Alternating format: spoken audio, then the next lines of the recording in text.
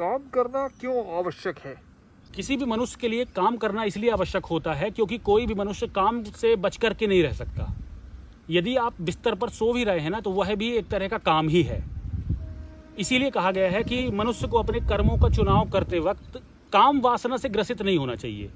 काम वासना से ग्रसित हर वह व्यक्ति होता है जो अपने जीवन में बिना सोचे विचारे काम कर रहा होता है।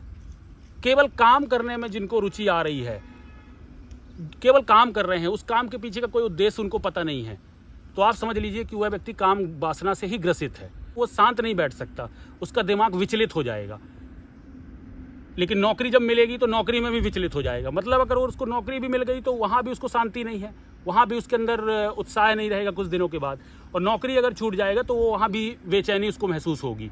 काम छूट जाएगा तो वहाँ भी बेचैनी। मतलब एक व्यक्ति काम करने में भी प्रसन्नता महसूस नहीं कर पा रहा है और काम छूटने में भी।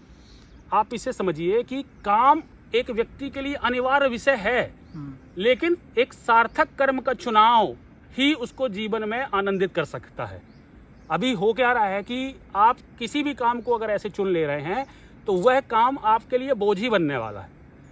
तो काम को बोझ ना बनने दें, उसके लिए क्या करें, पहले आप अपने अनुरूप काम का चुनाव करें। और वह कैसे हो सकता है? जब किसी काम का आधार सत्य होगा। आपके उस काम से इस प्रकृति को या इन लोगों को या जो भी आपके आसपास के लोग हैं, क्या उनकी ओर सकारात्मक प्रभाव पड़ रहा है आपके उस कार्य से? यदि उस कार्य से उनको सकारात्मक प्रभाव पड़ रहा है तो आपका काम अच्छा है। यदि आपके उस काम से केवल आपको लाभ हो रहा है और दूसरों को नुकसान हो रहा है उसका, तो ये समझ लीजिए वह काम आपको आगे चल करके खुशी नहीं दे सकता। इसीलिए काम का चुनाव एक सत्य का आधार रख के किया जाता है। और सत्य का आधार रखने का मतलब हमारा स्वार्थ हम बाद में देखेंगे, पहले हम इस काम का इम्पैक्ट देखेंगे जो लोगों पर पड़ने वाला है।